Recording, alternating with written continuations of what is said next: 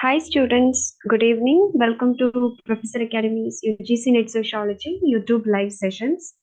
So as you know, Professor Academy is now providing some classes as free YouTube live sessions.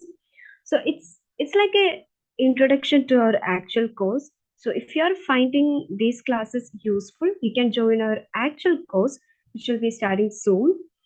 So here in YouTube live sessions, due to our time limitations, we can only cover units in a more like in a marathon kind of way. But in our actual classes, we will be discussing about each topic in our syllabus very elaborately. And in addition to that, we will be doing PYQs of each unit, and there will be weekly evaluative test papers, and we will be attending MCQs based on our syllabus.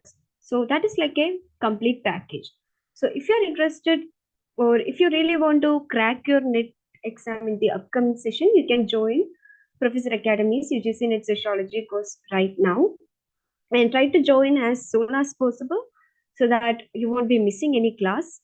So if you're interested, you can join and I'll be providing more details about the course towards the end of this class. So for now, let's start our class. Today, we are going to study about these three thinkers from the structural functionalism and structuralism part. And the thinkers are Talcott Parsons, Robert K. Merton, and Claude Levi-Strauss. So the first thinker is Talcott Parsons. So Parsons was a prominent American sociologist who significantly contributed to the development of sociological theory, particularly through his structural functionalist perspective. So Parsons' perspective is structural functionalist perspective. You have to remember that. And throughout his career, Parsons played a crucial role in shaping the landscape of sociology by introducing key concepts and theories that had a lasting impact on the discipline. So first, his structural functionalism. So this is Parsons' most influential or important contribution to sociology, his development of structural functionalist perspective. But as we all know, this theoretical perspective or this theoretical framework was actually rooted in the works of Emile Durkheim and Herbert Spencer, and its structural functionalism emphasizes on the interconnectedness or interdependence of various social institutions within a society. That is what structural functionalism is. It focuses on the interconnectedness or interdependence of various social institutions inside a society. But according to Parsons, this social structures functions like a organs in a body. Like organs in our body, the social structures are also like that. Like in our body, each of our organs play a specific role, like our heart or kidney or lungs or liver. Each of those parts have a particular function and they perform that function. And the proper functioning and interconnectedness of these organs that maintains our life, isn't it? So Parsons said that social structures are also like that. Social structures are also like organs in a body. Each of those structures have a specific purpose to maintain the overall stability and equilibrium of the society. Is it clear? So he compared social structures with organs in a body, or he said that the social structures functions like organs in a body. Now to his other concept, which is AGIL system. So this AGIL system or AGIL system, it is also developed by Parsons. So this is a conceptual framework which outlines the essential functions that social systems must fulfill for their survival and effective operations. So social systemோட effectiveான survival or அவையோட operations-க்கு so the society must meet these frameworks. So this AGIL is actually a acronym. And the A stands for adaptation, G stands for goal attainment, I stands for integration, and L stands for latency. So this is an acronym. Is it clear? And these are called as conceptual framework or functional imperatives. And these imperatives provide a comprehensive model, or it acts as a model for understanding the dynamic nature of our social systems. Dynamic nature means dynamic, the word dynamic means changing. So this is a model, and this model helps to understand or learn the changing nature of our social systems. Is it clear? Now, let's discuss each of these terms. First one is A, which is adaptation. So, this adaptation refers to a society's ability to adapt to its external environment. Or society order external environment.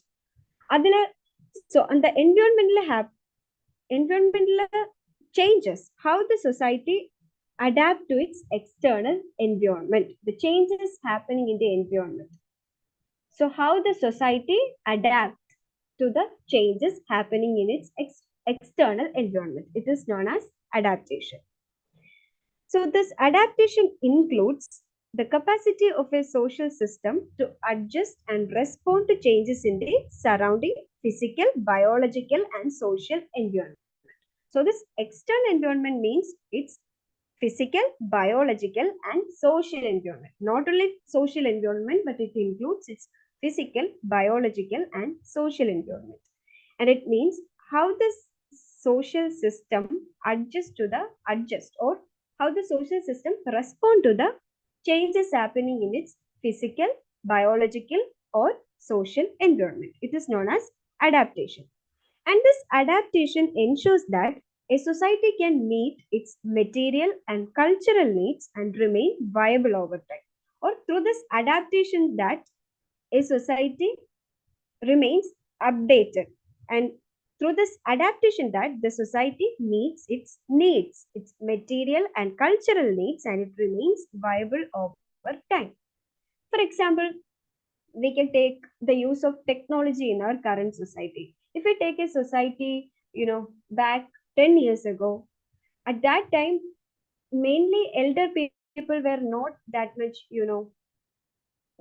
familiar with technology. So they didn't know how to use smartphones or anything. But now it became their need, or it became essential to know how to use a smartphone, because most of the, most of the services became e-services, even banking became e-banking. So as the time changes, it became essential for the people also to change. So elder people also started to use technologies, mobile phones, smartphones now. So like that, it is very much essential to adapt to the changing environment. So that's what adaptation is. And it is very much important in order to remain viable over time.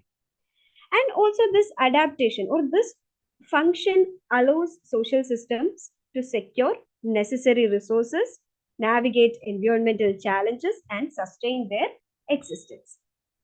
Is it clear? So that is adaptation. A society's ability to adapt to its external environment. Now, next is goal attainment, or G. So goal attainment, it involves the formulation and achievement of societal objectives.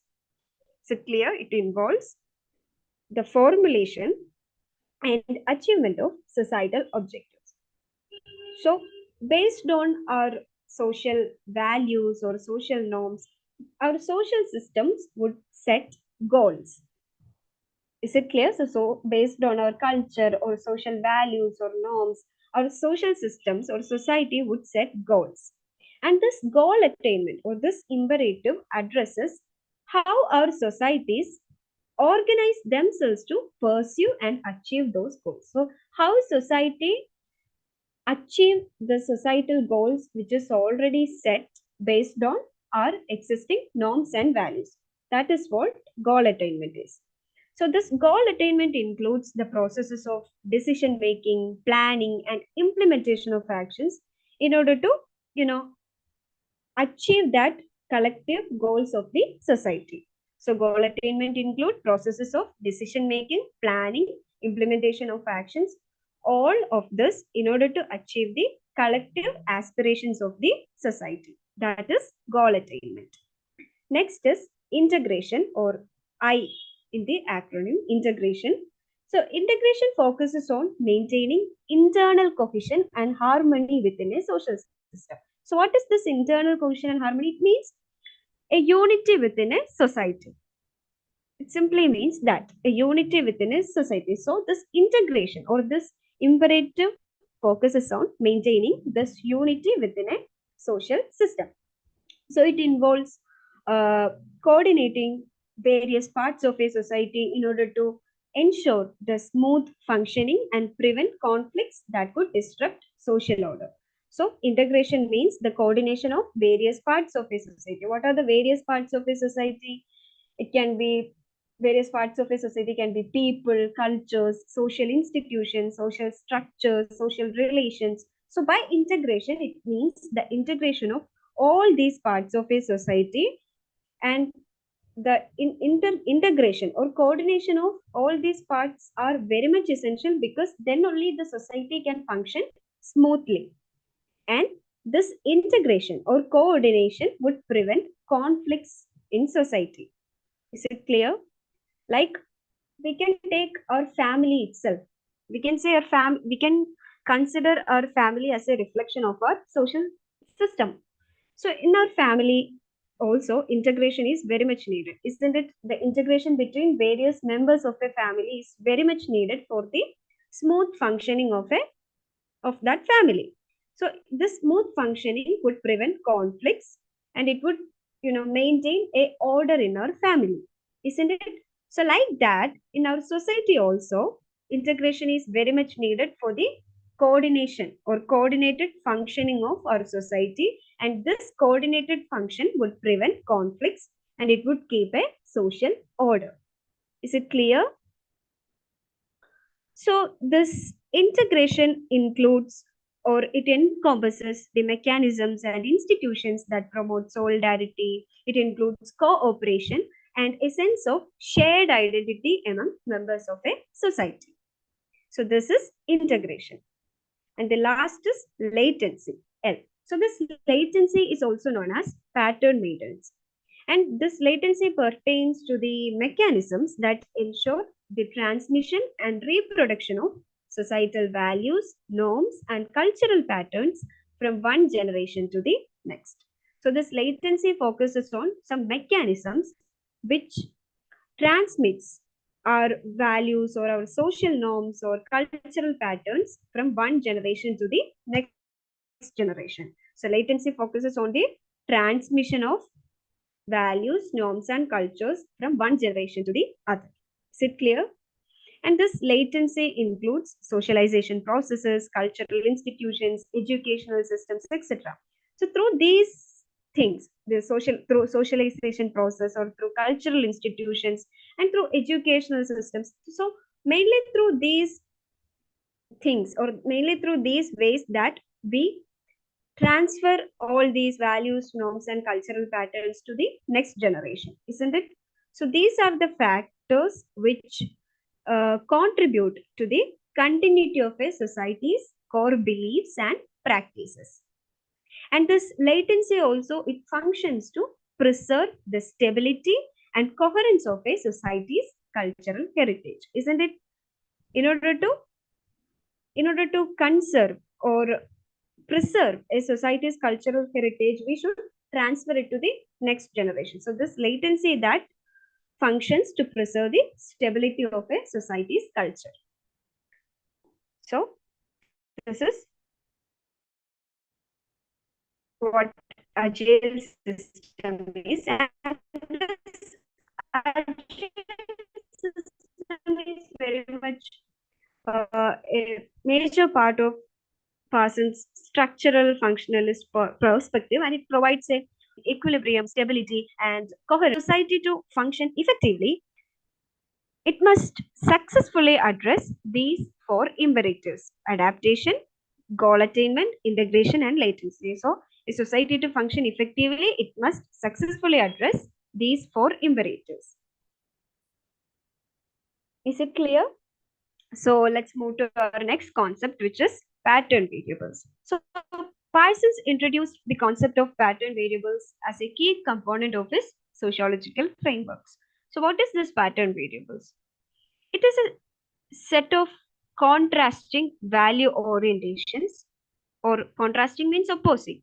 So, these are a set of contrasting value orientations that individuals use to make choices and decisions in social situations. So, in various social situations, we take or individuals take different kinds of decisions, isn't it?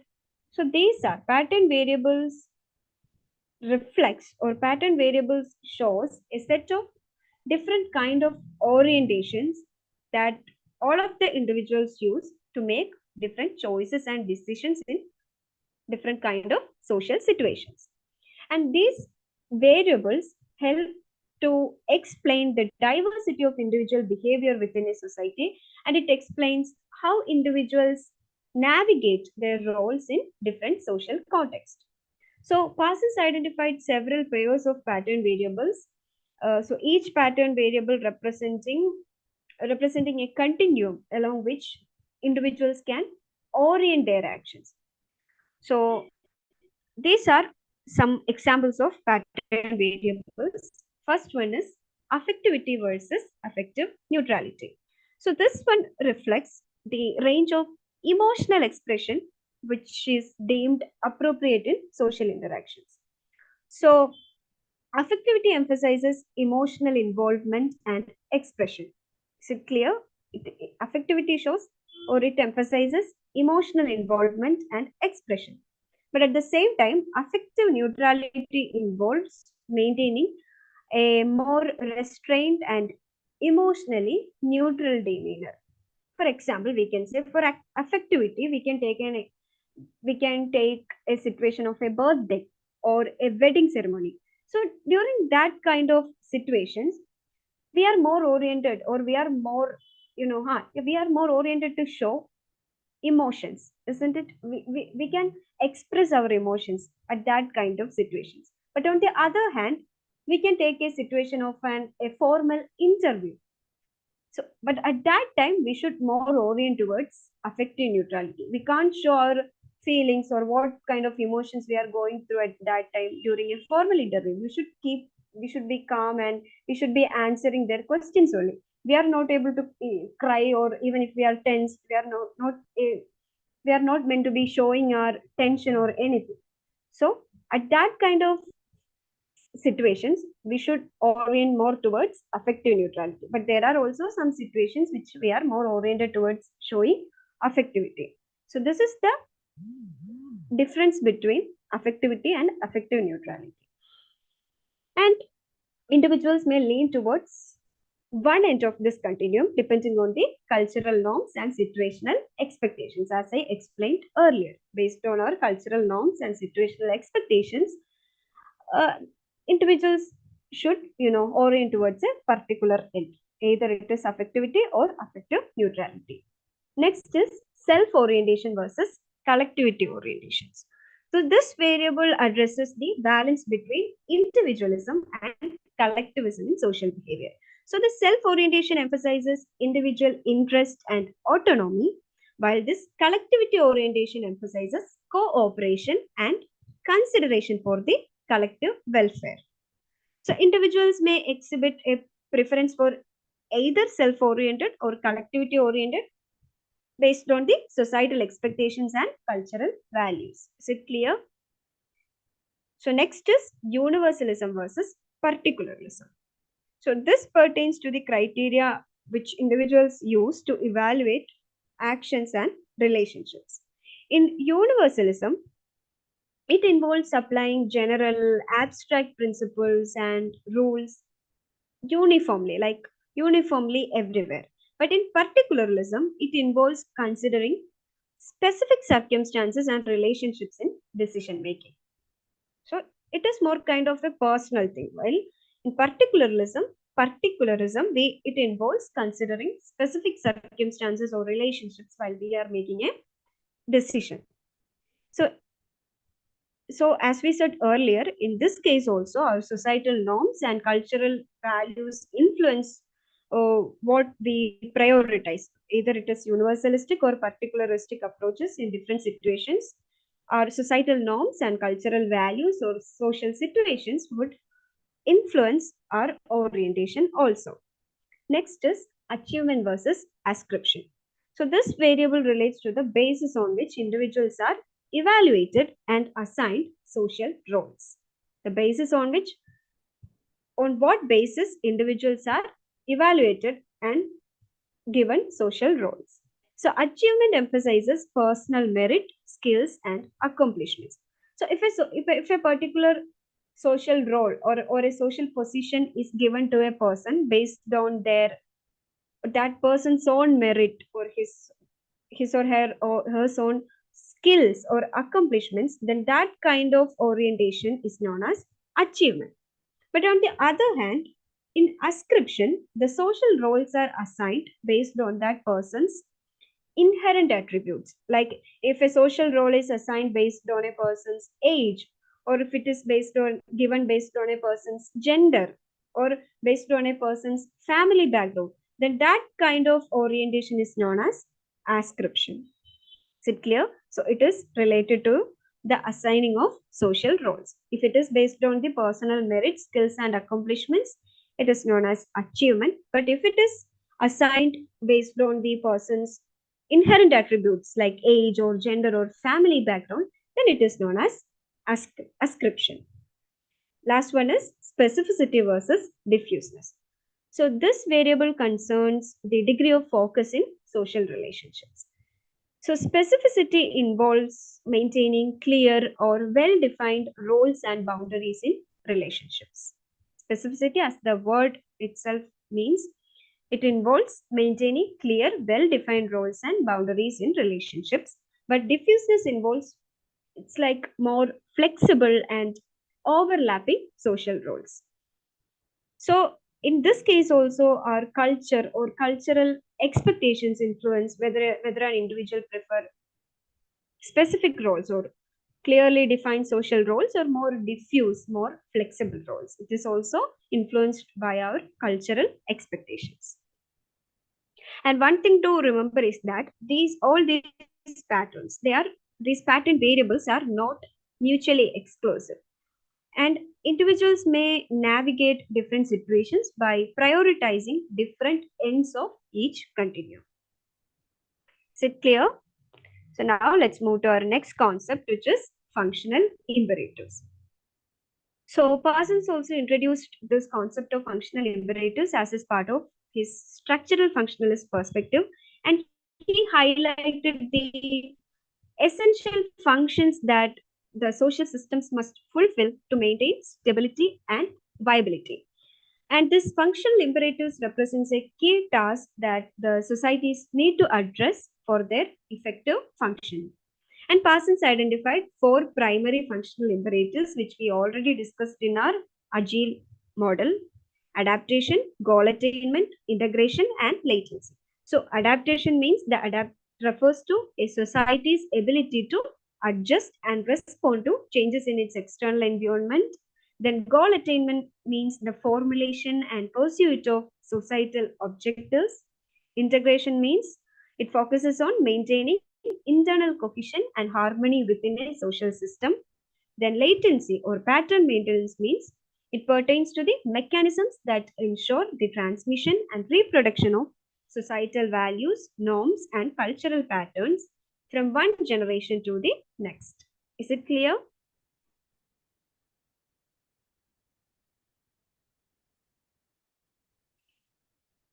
So now, motivational orientation and value orientation. So these concepts are part of Parsons' broader theoretical framework, and these are connected to his ideas about social action systems and the interplay between individuals and society. So let's now explore each concept one by one. So the first one is motivational orientation. So motivational orientation, according to, we are now talking about Parsons' theory. So motivational orientation refers to the basic drives or basic motivations that guide individuals in their behavior. It means what are the basic motivation or basic thing which influence individuals to behave in a particular way. That is known as motivational orientation. So this involves understanding what actually motivates people to act in a certain ways and how these motivations influence social interactions. So motivational orientation involves understanding what actually influence people or motivates people to act in a certain way in a certain situation and how these motivations influence their social interactions. So Parsons identified two fundamental types of motivational orientation. These are instrumental orientation and expressive orientation. Two types of motivational orientation by Parsons is instrumental orientation and expressive orientation. So first is instrumental orientation. So this is an orientation towards achieving specific goals or outcomes. An orientation towards achieving specific goals or outcomes. And in order to achieve that specific goal, so this process involves rational and calculated actions aimed at maximizing rewards or minimizing cost. So in order to achieve a specific goals or outcomes, so this process involves thinking using our brain, calculations like if we have to achieve anything, if we want to achieve a particular goal, we would think about it, isn't it? We would make calculations in order to achieve that particular goal. That is what instrumental orientation is. And when we when we do the thinking, we would find ways in order to achieve that goal easily, or in order to uh, achieve that particular goal as soon as possible. So like that, we would do rational thinking and calculated actions in this instrumental orientation. So it is oriented towards achieving specific goals or outcomes. Next type of motivational orientation is expressive orientation. So this orientation is more related to the emotional or spontaneous aspects of individual behavior. Is it clear? More related to emotional or spontaneous aspects of behavior. The first one, instrumental orientation, was more rational. More rational. Yeah, it was more based on calculated actions. But this is more like spontaneous acts. It is more based on emotional aspects of an individual. And this expressive orientation includes actions driven by or actions influenced by emotional expressions, or we can say personal feelings of that individual, and the need for a social approval. So that kind of actions are expressive orientation. Then ranges of motivational orientations are three. So Parsons identified three ranges of motivational orientations, which are cognitive, cathartic, and evaluative. So clear, cognitive, cathartic, and evaluative. So I would explain this using an example. So we can take an example of a person going to the market to buy vegetables. Okay, just take that as an example. So at first, before going to the market or on the way to the market, the person would make a calculation inside his mind, like what is his budget, how much money he have, and what are the vegetables he need to buy, or which one he want to buy. Like that, he would make a calculation inside his mind. So that kind of thinking about considering different factors like how much money he has, how what vegetables actually he needs. So considering all these factors, he would make a rational thinking inside his brain, or he would think. So that kind of decision making or thinking is known as cognitive. So in cognitive, it makes actors see their environment or object in relation to their need dispositions as a mental object. So it basically means based on the needs, it would make the actors think about what he actually needs based on their needs and what is his current situation. So I hope through the example it is more easy for you to understand. So like that, before doing any actions, everyone will do a mental calculation, like what is the current situation, what would I do, what I actually need. So that is cognitive range. Next is cathartic range. It is the emotional attitude of actors towards their object. So in our example, when the person reaches the vegetable market, irrespective of everything, There might be some special vegetables which that person actually really likes, even though he didn't plan to buy that, but after seeing that, or after seeing that particular vegetable, now he really want to buy that. Is it so? That kind of emotional attitude is known as cathartic. Then the last one is evaluative. So this is the range which leads the actors to organize their effort in realization of their object with optimum efficiency. So after doing all the thinking and calculations, so this is the final thing which leads the actors to do the actual act. So in case of a person who went to buy vegetables, he would make all the calculations, he would consider all the possibilities, he would consider his budget, his need, what he actually wants to buy, whether he is able to buy that vegetable he wants to buy, he like to buy. Then after making all these evaluations, he would buy a particular kind of vegetables, or he would buy vegetables. So this kind of final action is known as evaluative actions. Is it clear? So these are the three ranges of motivational orientations: cognitive, cathartic, and evaluative. Next is value orientation. So value orientation, it pertains to the normative or evaluative aspects of behavior, and it involves the values and norms which guide individuals in determining what is right or wrong, or acceptable or unacceptable in a given social context. So, this value orientation involves the values and norms which guide individuals in deciding what is right or wrong in a social setup or in a social context.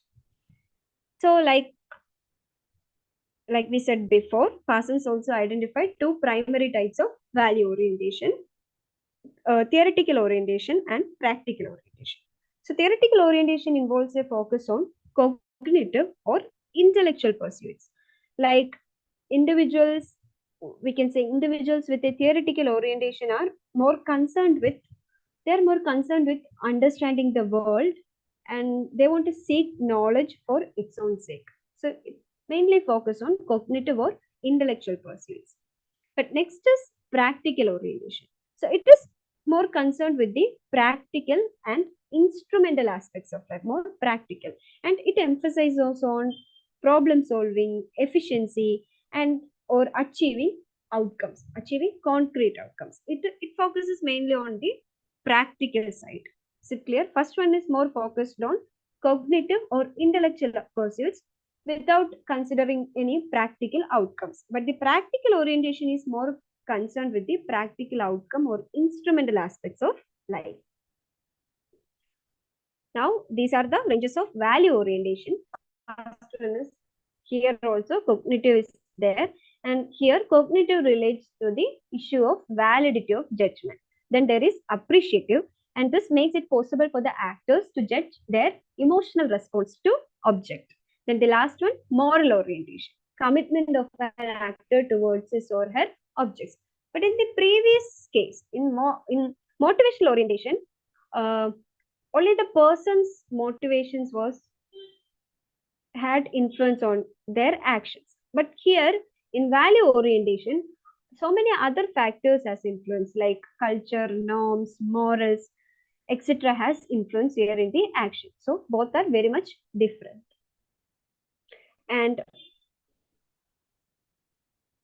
Parsons actually integrated these concepts of motivational orientation and value orientation into his sociological framework by emphasizing the relationship between individual motivations, values, and the social structures in which individuals operate.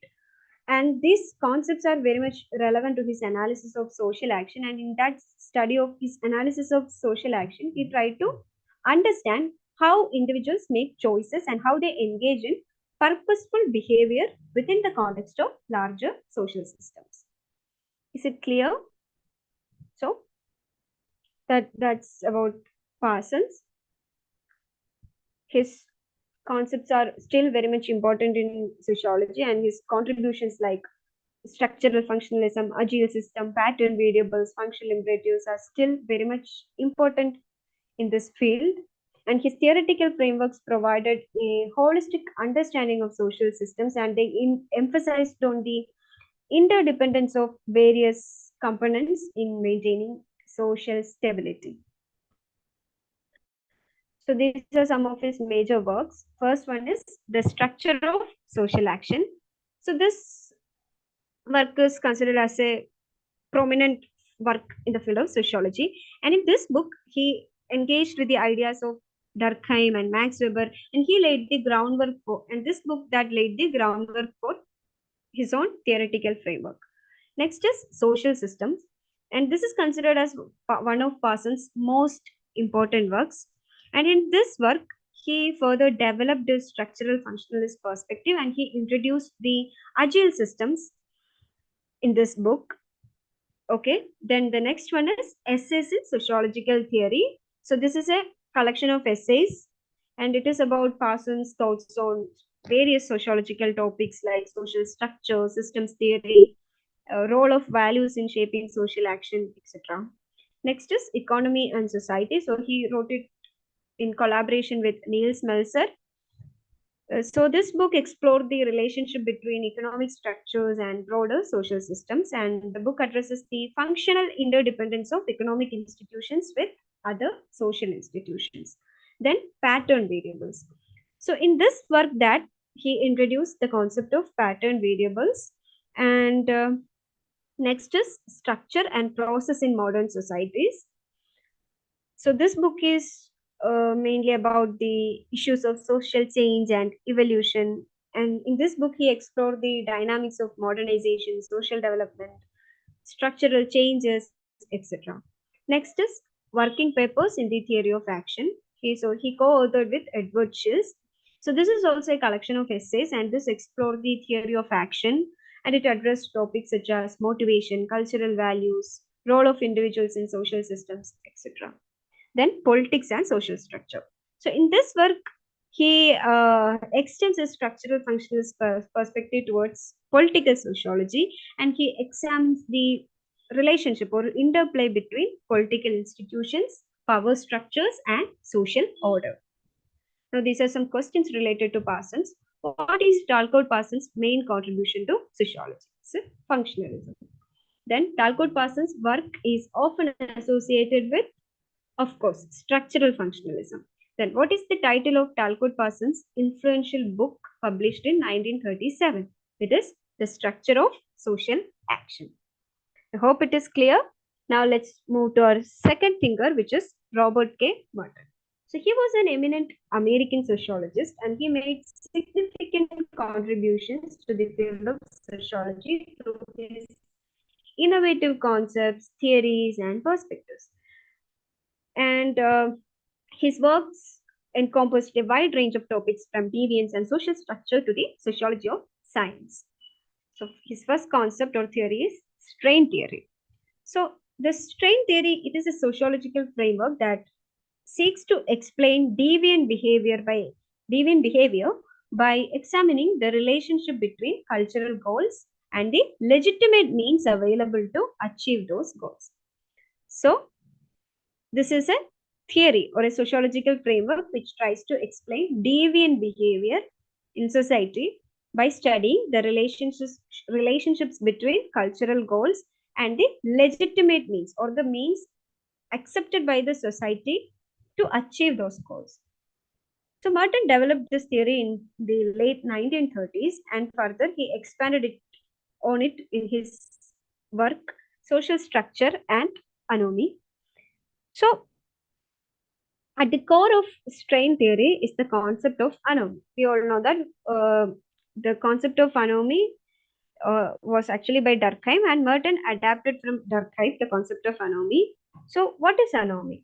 Anomy refers to a state of normlessness, or it is a state of breakdown in the norms that regulate behavior within a society. So, we all know that it is norms that regulate behavior within a society to an extent. So anomy refers to the breakdown of that norms in a society. So it leads to a state of normlessness without any norms. And Merton argued that when there is a disjunction or incongruity between cultural goals and the accepted means to achieve those goals, individuals may experience strain and this would lead to various forms of deviance. So when there is a conflict or any disjunction between the cultural goals and the legitimate means or legitimate ways to achieve those goals, at that time of conflicts, people may experience a kind of strain, and this strain would lead to various forms of deviance. And Merton identified five possible ways individuals might respond to the strain caused by this disjunction between cultural goals and available means. And these responses are known as modes of individual adaptation. So first mode of individual adaptation is conformity. So this conformists are individuals who accept both cultural goals and the prescribed means for achieving the goals. And they adhere to societal norms and values without resorting to deviant behavior.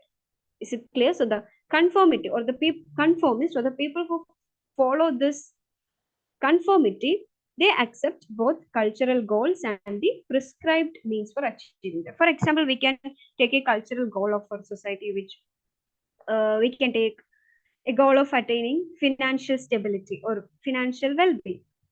And for achieving that particular goal, the way which our society prescribe or the legitimate way to achieve financial stability in our society is through doing job or doing work, isn't it? So in case of conformist, they want to achieve that financial stability and they will follow the legitimate way, the legitimate way of doing proper job and achieving financial stability. So this is applicable in all kind of examples. So this kind of people who accept both cultural goals and prescribed means are known as conformist, or they follow conformity. Next is innovation. So these innovators accept the cultural goals, but they reject or they modify the prescribed means for achieving them. Is it clear? So they seek alternative routes, or often they resort to unconventional or deviant methods to attain success. Here also we can take the example of attaining financial stability.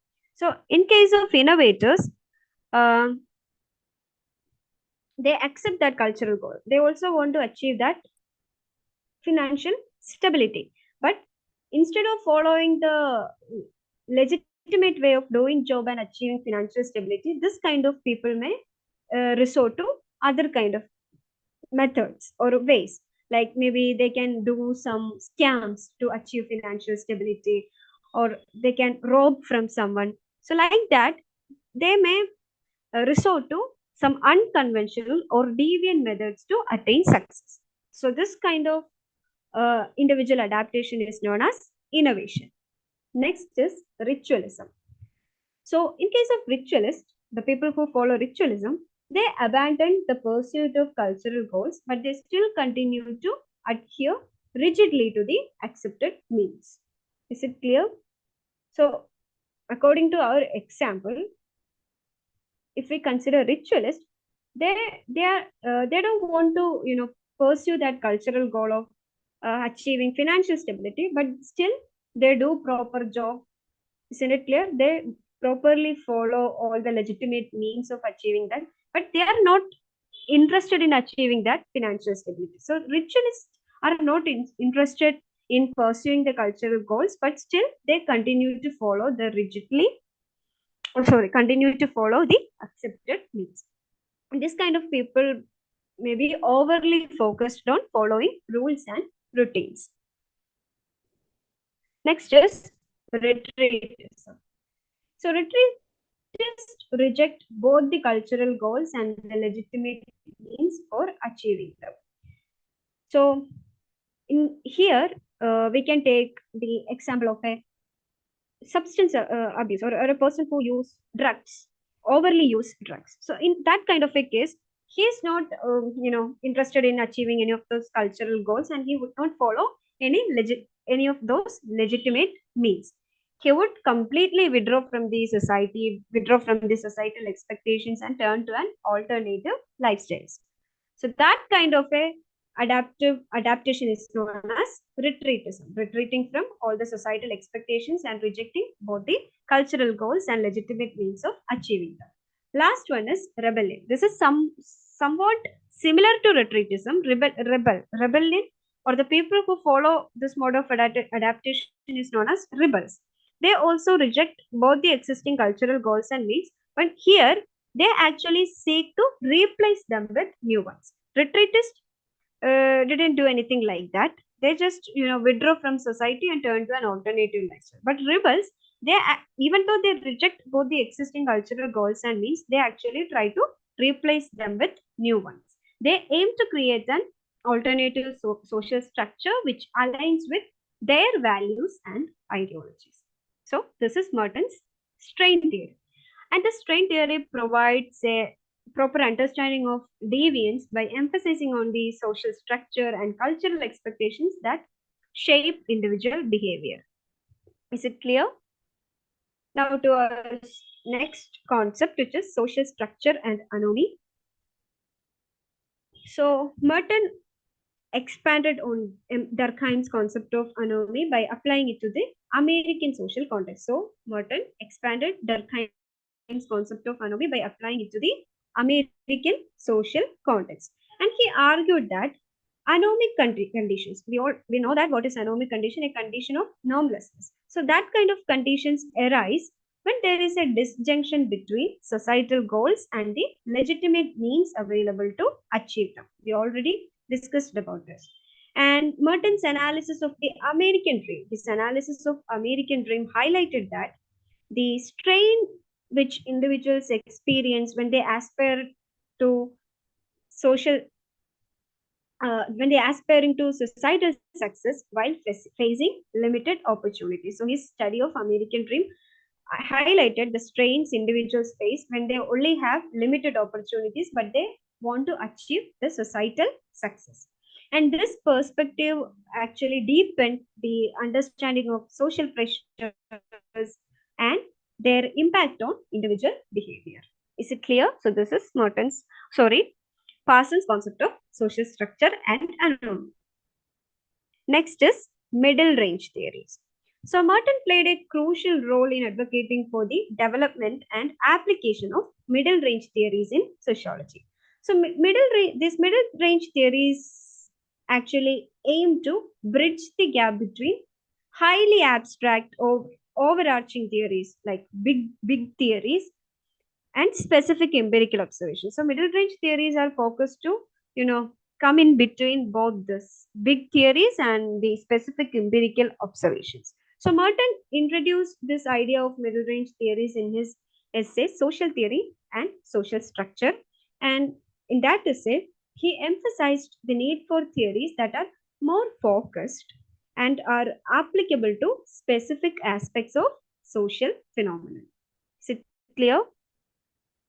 So these are the key aspects of Merton's concept of middle range. First one is intermediate level of abstraction. This means that middle range theories should be developed at an a middle level of abstraction, and it should situate between grand theories and highly specific empirical observations. It should be at an intermediate level, should be somewhere in the middle.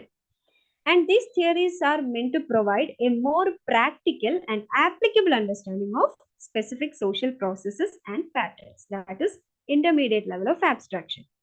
Next is connection between theory and research. So he highlighted the importance of establishing a strong connection between theory and empirical research. And this middle range theories should guide and inform empirical investigations by allowing researchers to generate testable hypotheses and derive practical insights. Next is focus on specific social phenomena. And he said that this middle range theories are designed to address specific social issues or behaviors or processes rather than providing a comprehensive explanation for the entire social system. They are more focused on addressing specific social issues, behaviors, or processes. Is it clear? Next is integration of theory and observation. So Merton emphasized that this middle range theories should integrate abstract theoretical concepts with concrete empirical observations. Middle range theories should integrate abstract theoretical concepts with concrete empirical observations. And this integration, or by integrating this, it would ensure that the theories are firmly grounded in empirical reality and they have practical applications. Next is their application in research. So, this middle range theories provide a framework for generating testable hypotheses and designing research methodologies. So, researchers can use these theories to guide their investigations and they can make, and this would helps to make sense of their findings in a more systematic way or systematic manner. Then, problem oriented. So, these middle range theories are often developed to address specific social problems or phenomena. Unlike bigger theories, this middle range theories are developed to address specific social problems or phenomena.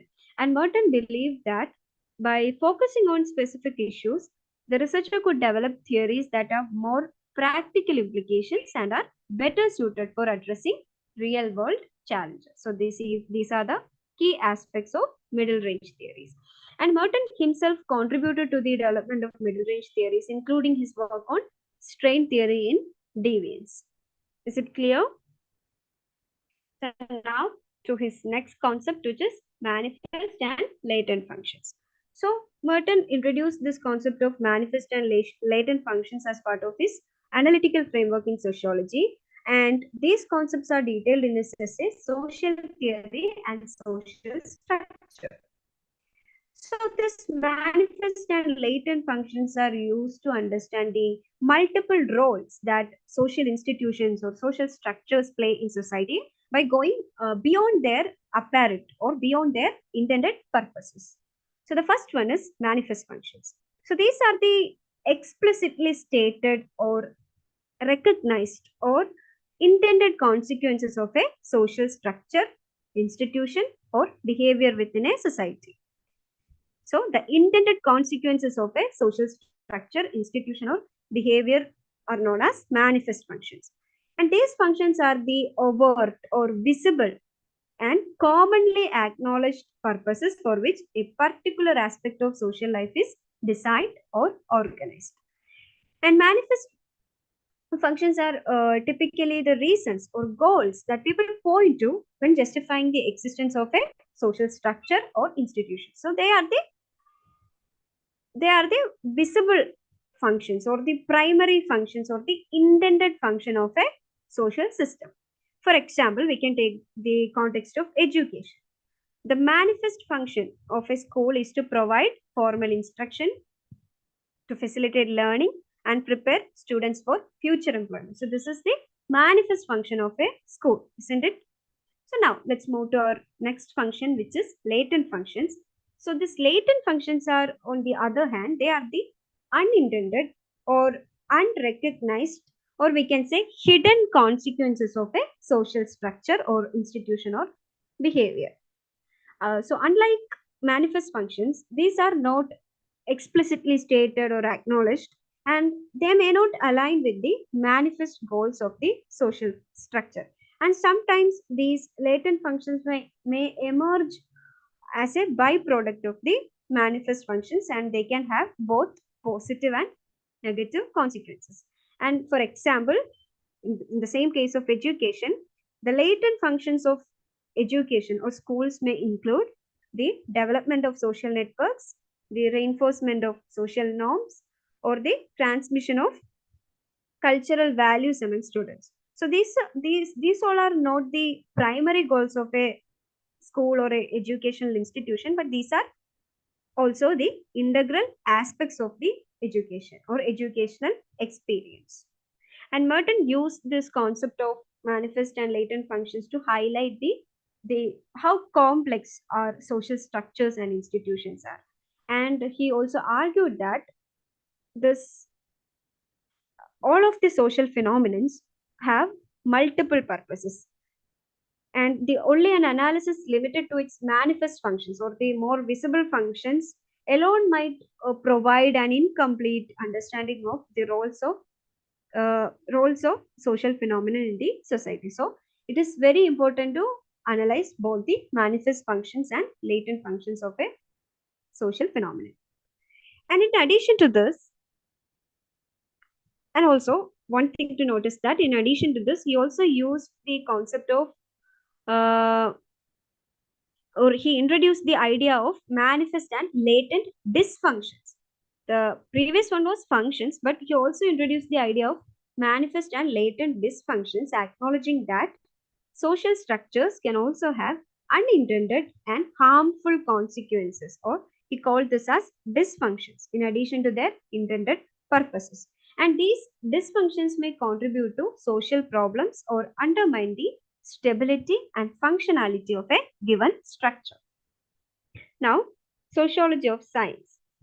So, he made significant contributions to the sociology of science, particularly in his essay, The Normative Structure of Science. And in this work, Merton examined the social norms and values which govern scientific communities, emphasizing the importance of understanding how these norms contribute to the progress and credibility of scientific endeavors. And Merton's sociology of science is characterized by his identification of four key norms. It is known as the ethos of science. First one is universalism. So the universalism in the context of science, it refers to the belief that scientific knowledge is evaluated based on universal criteria rather than personal characteristics or affiliations or background of the scientist. So scientific claims are expected to be considered on their merits, irrespective of the origin or identity of the researcher. So that is universalism. Next is communism. So in this ethos of science, communism refers to the principle of communal ownership of scientific findings, or the joint ownership of scientific findings. So this scientific knowledge is considered a public good, and the scientists are expected to share their discoveries with the scientific community. They are not meant to be, hiding their finding with themselves, but they are expected to share their discoveries with the scientific community. Next is disinterestedness. So this emphasizes the idea that scientists should pursue knowledge for the sake of understanding and discovery rather than personal gain, recognition, or financial reward. So scientists are expected to maintain a sense of objectivity or a sense of detachment from personal biases or vested interest. Last one is organized skepticism. So organized skepticism involves a critical and questioning attitude towards scientific knowledge. So the scientists should always, you know, scientists are encouraged to subject their own work and also work of others to scrutiny and verification. And the skepticism is considered as an essential aspect of the scientific method, and it helps to refine and improve scientific knowledge over time. And additionally, Merton also introduced the concept of the Matthew effect in the sociology of science. So, this Matthew effect suggests that scientists who have achieved recognition and success are more likely to receive more opportunities, resources, and support, and this would lead to a cumulative advantage. So, this concept highlights the non uniform distribution of rewards and recognition within the scientific community. So that is Matthew effect. So now these are some of the major works of Merton. First one is Social Theory and Social Structure, and next is the Normative Structure of Science. This is an essay, and in this essay that Merton talks about the sociology of science, and in this one that he introduced the ethos of science also. Next is Social Structure and Anomy. Next one is Mass Persuasion, the Social Psychology of a War Bond Drive. And this is co-authored with Paul of Lazarsfeld and Patricia L. Kenzel. And next writing is Patterns of Influence, a study of interpersonal influence and communication behavior in a local community. Next is On the Shoulders of Giants, a Shantian postscript. So this work examines the cumulative advantage in science, which we before discussed, Matthew effect. Last one is the sociology of science, theoretical and empirical investigation. So this collection brings together the key essays by Merton on the sociology of science. So these are only some of a few examples of Merton's works. Okay. Now these are some of Some questions based on Merton. Which of the following terms is associated with R.K. Merton? The answer is strain theory. So next is, in R.K. Merton's strain theory, what is the term used to describe the process by which individuals adopt culturally approved goals through legitimate means? And the answer is conformity. So I'm not going to read the options also because of time limitations. I'll just read the answer. Next question, what is R.K. Merton's most well-known work that discusses the self-fulfilling prophecy and the Matthew? The answer is social theory and social structure. Then, Merton's strain theory. What term is used to describe the distinction between cultural goals and the legitimate means available to achieve those goals? And the answer is anomaly. So now let's move to our last thinker, which is Claude Levi-Strauss. I would just briefly describe about him because of time limitations. So Levi-Strauss is widely regarded as one of the most influential figures in the field of anthropology. And his major concepts, theories, perspectives are very much influential in the discipline, but it has also influenced other fields like linguistics, philosophy, and literary theory. So first concept of structuralism. So he is best known for his development of structuralism, and instead of focusing on isolated elements, Levi-Strauss emphasized on the relationships and patterns that connect cultural phenomena. So he emphasized on the relationships and patterns that connect cultural phenomena. And this approach actually allowed him to uncover universal structures that govern the organization of society. So in case of his structuralism, the one thing to notice is that he emphasized on the relations and patterns that connect cultural phenomena.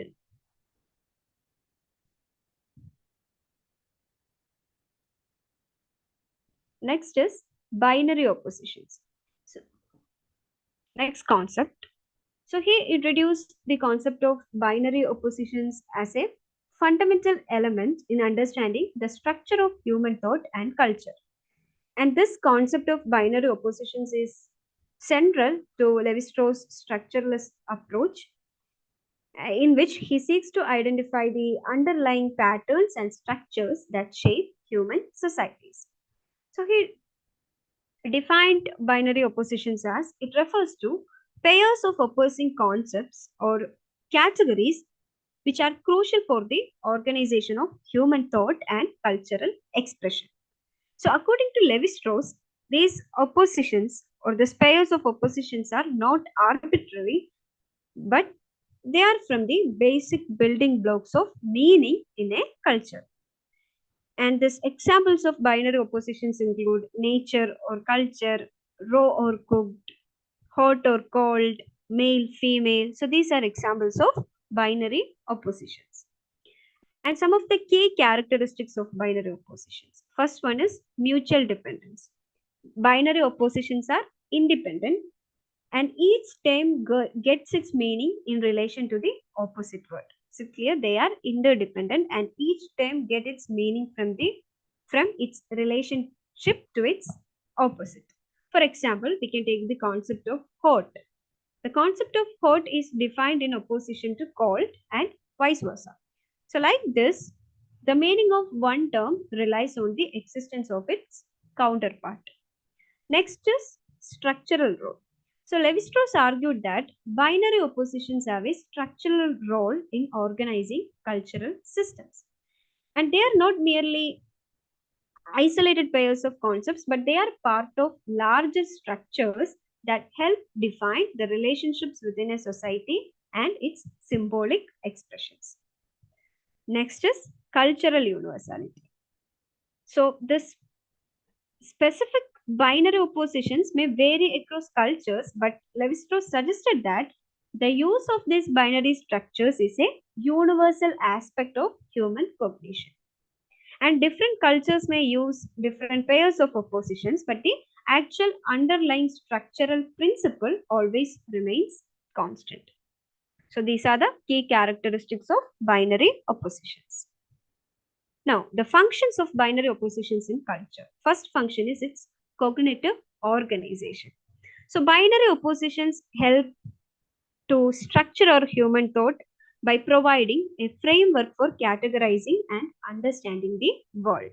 And this binary oppositions, they act as a mental structure that shape how individuals perceive or how individuals interpret and categorize their experiences. So they act as a mental structure. Next function is cultural symbolism.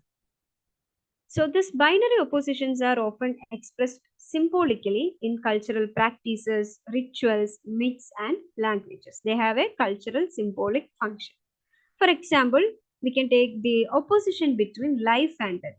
So this opposition between life and death may be symbolically represented in funeral rites or creation myths. And according to Levi-Strauss, these symbols actually reflect deeper structures of thought. Is it clear? So they have cultural symbolism or that kind of a cultural function also. Next function is social organization.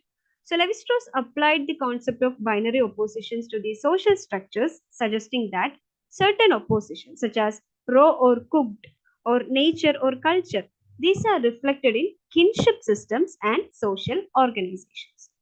For example, we can take the distinction between the raw and cooked. It may be This may be reflected in dietary practices and social customs surrounding food preparation. Is it clear? So this is the concept of binary opposition. Now, to his next concept, which is myth and mythology. So Levi-Strauss made significant contributions to the study of myth and mythology by applying his structuralist approach to uncover the underlying structures and patterns which govern the way different societies construct and understand myth. How different societies construct and how they understand myth. So his work in this area is particularly given in his book Structural Anthropology and some other works also. And these are some key aspects of Levi-Strauss's study of myth. First is his structural analysis of myth. So he applied structuralist principles to the study of myth, and he considered myth as expressions of fundamental human thought. And rather than viewing myth as random or irrational narratives, he argued that these myths possess a coherent structure which is governed by underlying rules and practices or patterns. So he considered myths as expressions of fundamental human thought, and he argued that they have a coherent structure. Next is binary oppositions in myth. So this concept of binary opposition is central to Levi-Strauss's analysis of myth also, and he proposed that myths are structured combinations of opposing pairs. He proposed that myths are structured combinations of opposing pairs such as life or death, nature or culture, or raw or cooked. And these binary oppositions act as the basic building blocks of meaning in myth, and it reflects deeper cognitive structures. Is it clear? So he said that myths are structured as combinations of opposing pairs. Next is the mythologic trilogy. So Levi-Strauss's exploration of myth is encapsulated in his mythologic trilogy, which includes the raw and the cooked, from honey to ashes, and the origin of table manners.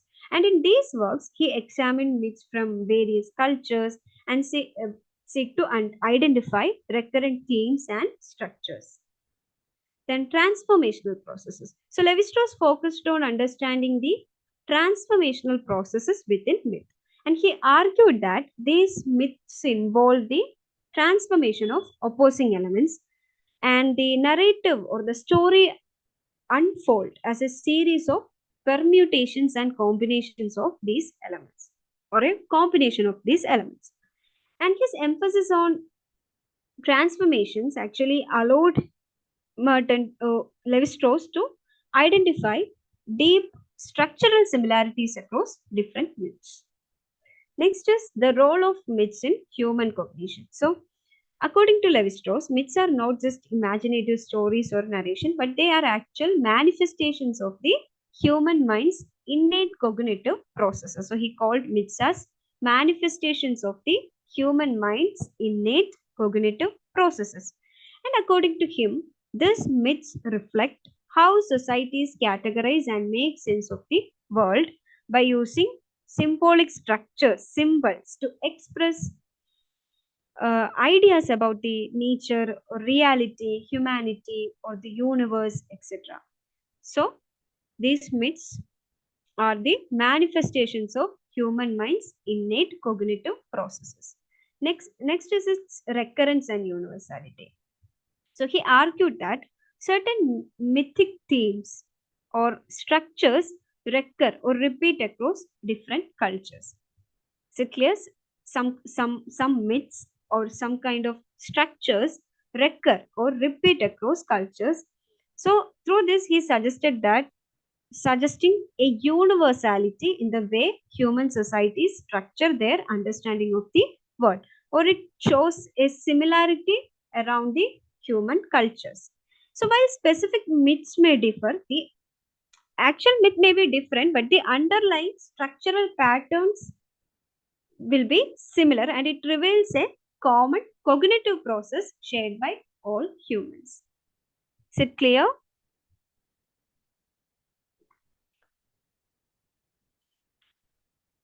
I hope it is clear. Now let's move to Levi-Strauss's major theories. First one is the elementary structure of kinship. So in this book that he introduced the concept of alliance and proposed that kinship systems are based on the exchange of women between groups as a way to establish social ties. So in this book he introduced the concept of alliance. Next is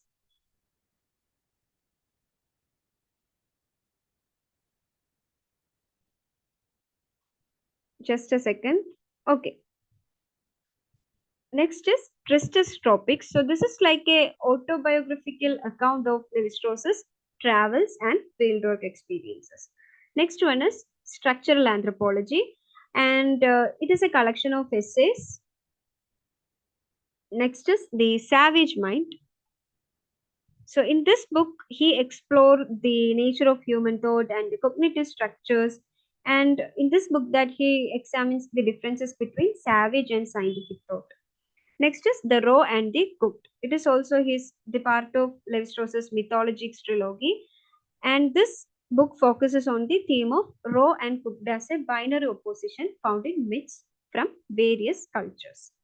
Next one is From Honey to Ashes. This is the second volume in the mythologic trilogy, and this work continues this exploration of mythic themes, and this one particularly focuses on the symbolism of fire and its transformative role in cultural narratives. Next one is the Thinking Red. So in this book, he examines the metaphor of thinking red. Thinking red. In this book, he examines the metaphor of thinking red as a symbol of fragility and flexibility in human thought and cultural expression. Next one is The Elementary Structures of Kinship, revised edition, which got published in 1969. Another one is The Naked Man. So in this volume, he explored the theme of the human body, focusing on the ways different cultures symbolize and represent the human form. Last one is Myth and Meaning. So this is also a collection of essays, and this is mainly includes Levi-Strauss's reflections on mythology, and it addressed topics such as totemism, symbolism, role of myth in understanding human mind, etc. So these are some questions. Levi-Strauss's approach to anthropology emphasizes identifying universal structures in diverse cultures. Then, which of the following is not a work authored by Claude Levi-Strauss?